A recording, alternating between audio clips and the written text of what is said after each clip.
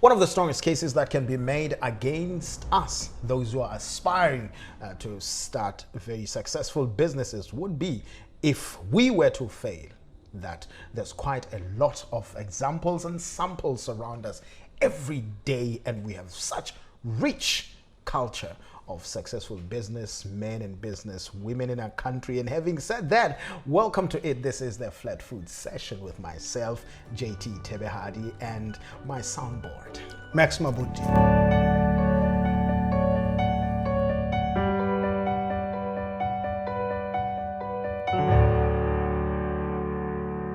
Whenever I'm not sure about anything business related, I always go to him, and that's the reason why we've got Flatfoot today. And last week we talked about something very important. We talked about, at the very beginning of the business, getting yourself a corner man. Yes.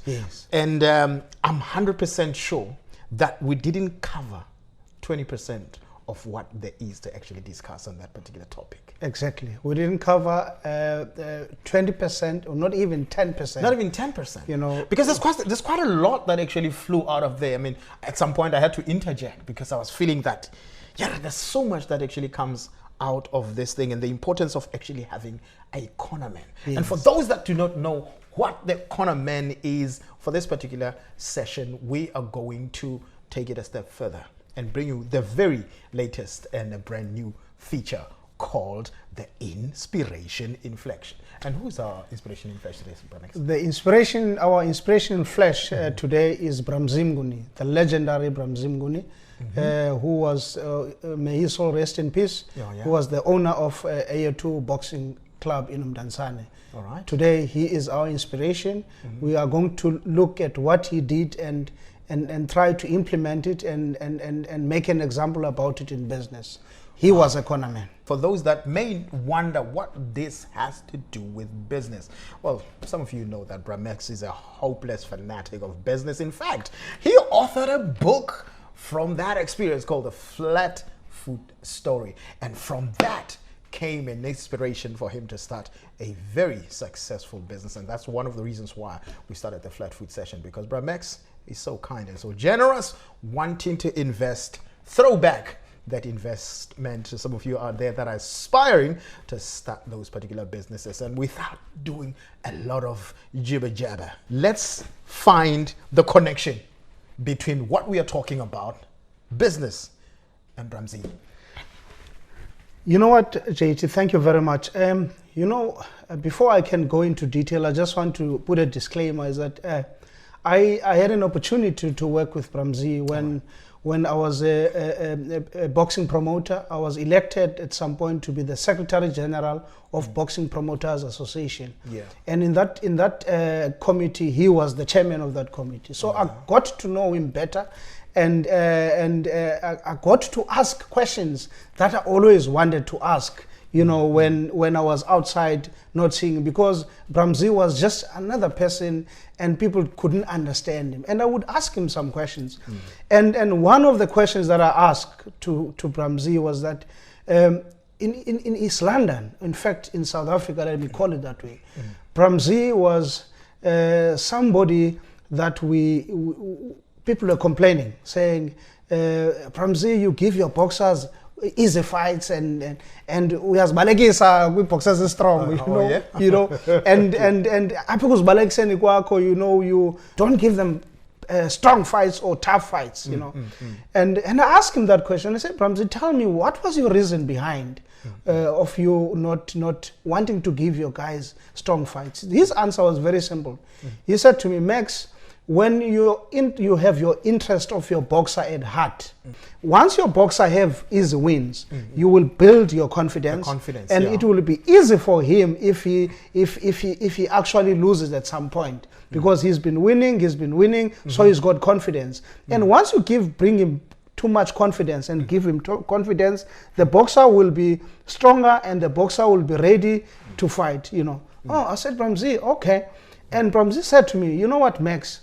When you are a boxer, you don't want to go and take wrong fights.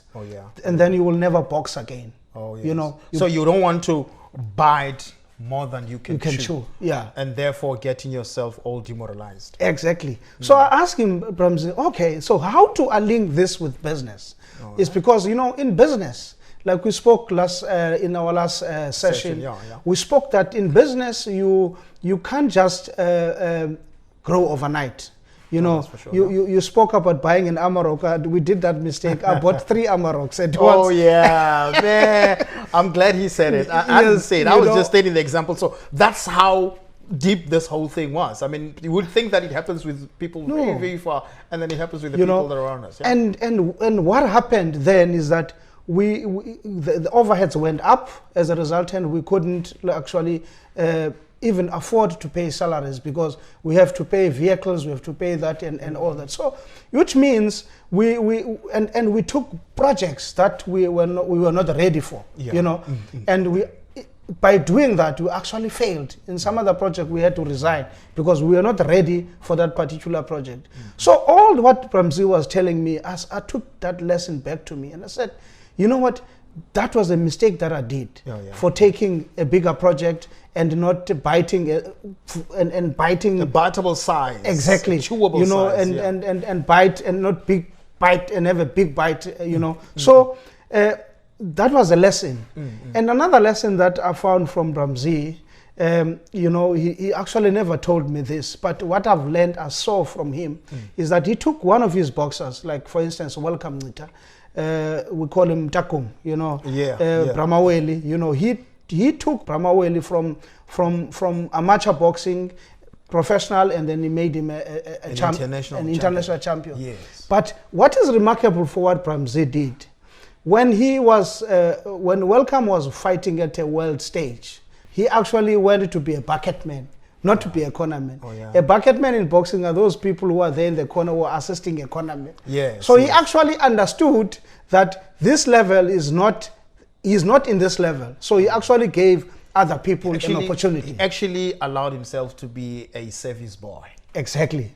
You can call it a service boy, yeah. Let me come back to this, because before we even go to that, because that's another leg of things. I'm actually looking at this, that he himself being a cornerman, yes, and he had to actually allow himself to give over the ropes. But before we did that, I'm sure our viewers at home are thinking, 3 Amaroks. What happened to the Amaroks?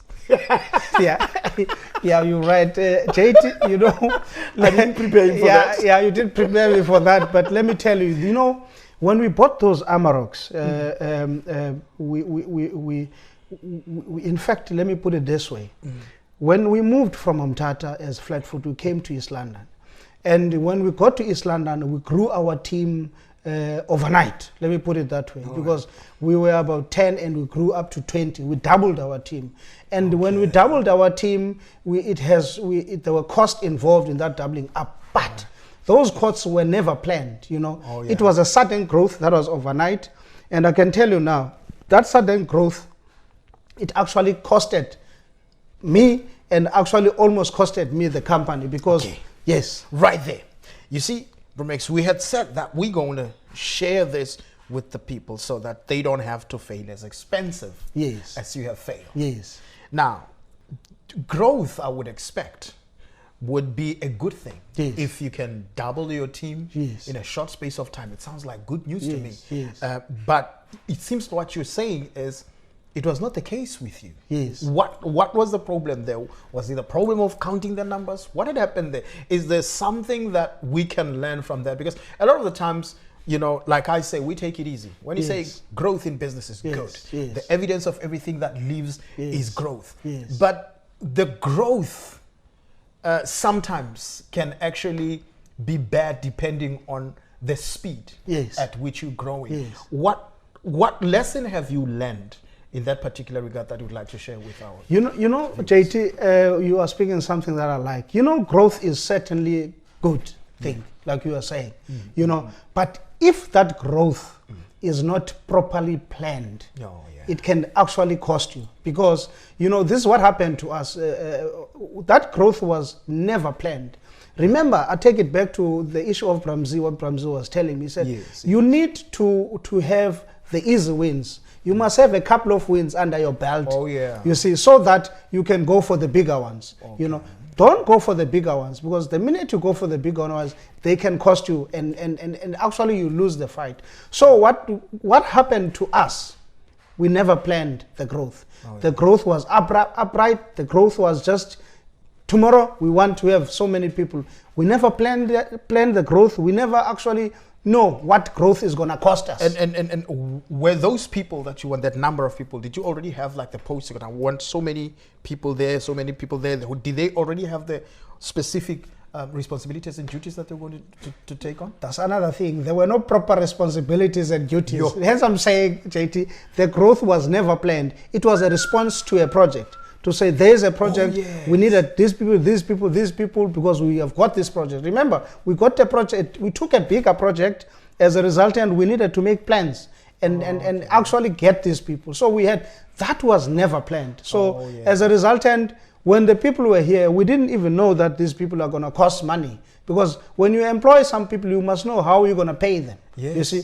And how do you sustain their stay in the organization? So that growth actually almost killed the business. You know, in 2013, Flatfoot was technically insolvent. And part of that insolvency was because of the sudden growth, that upright growth, overnight growth. That overnight growth was very dangerous. So it means that what Mzi was telling me, I didn't do it. You know, I went for the bigger ones instead of taking the small ones, so that I can have easy wins. You know, so basically, when I cheated, that was the problem. It was never planned, and if it's not planned, it became toxic. And now it makes sense. I mean, when you talk about easy wins, it's not really that it's easy wins in a bad way, because I'm actually thinking as you beginning now to put context and substance into it, that the easy wins in the boxing world, Mzi was actually saying build the confidence of the boxer. But the second thing, obviously, within building the confidence of a boxer, it was building the experience. You know, learning where your shortfalls are, but learning at an acceptable pace, so that you can be in a position to sort of like pick up, and when you go back to your corner man and he tells you, you see, you are missing opportunities here. Here you're exposing yourself this much and whatnot. Now, if you were to go and just first fight and you go fight Evander Holyfield, you would be like down in 3 seconds and probably get out of there with a stretcher. Exactly. You know, and it's the same and principle. Never fight again. And never, either from a broken neck, or because it would have been an embarrassment of a lifetime. But the same thing holds true for business. You said something very fundamental here, that you couldn't even prepare yourself for the bigger projects. But here's the thing. You were responding to a project at that particular time. And I think this is one of the things that is actually a trap for a lot of aspiring entrepreneurs out there.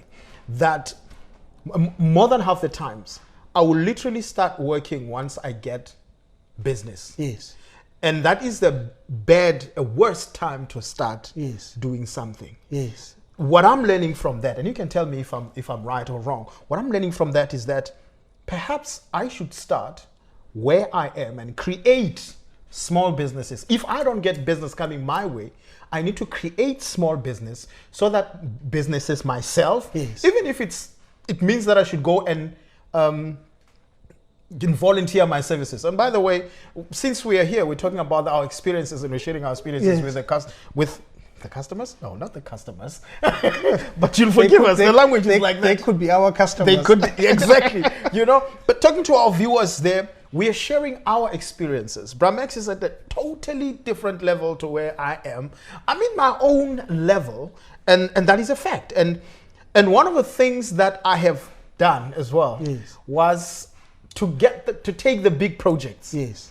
And human resource was not responding in accordance with the demand. And guess what? That came back to the business. And it came back in a bad way. That's number one. But the second one, which became very important, and it's something that I'll probably, make sure that I always say all the time, is then I started to try and create the body of work, the experience, so that when I go to prospective customer, or prospective client, Yes. then I can say, here's what I have done. But guess what? What I have done was a proper work, proper job, proper business, but I was not paid for it. Yes. I had actually volunteered my services with my resources. I'd actually invested in it. So having said that, it's one of those things that we learn from different experiences. The one thing that I want to then to bring to you as a question, Pramex, what was the prospect of you recovering? You talk about technically you're insolvent. That's a huge deal. Yeah, and I think one of the times we're going to be talking about what it actually means. Yes. And a lot of people would understand. You don't want to get there. Yeah, I don't want to get there. You don't want to get there. Here is the thing. What was the prospect then of you recovering from that? Did you have to lay off workers? How did you come out of that? You know, when JT, you know, you had to make the difficult decisions. You're right. I think you actually answered my question. I had to make difficult decisions. And one of the difficult decisions was to actually, firstly, to resign from the project. That was a difficult decision. And the second difficult decision was to lay off people. Because remember now, instead of getting income, the income was coming out. You know, and that is the biggest problem in business. Yeah. You need cash flow. You need money to come in. More to come in than to go. Exactly. That goes you know, out. Yeah. And which means more money was coming out, and no money was getting in. So as a result, and now we had to share jobs. We had to re-strategize. We had to go back into the gym and be fit. You know, JT. I think we spoke about it last time. Is that when I learned from Mzi as well. He's saying you need to go and get the easy victories, not necessarily the easy wins, so that you can build confidence.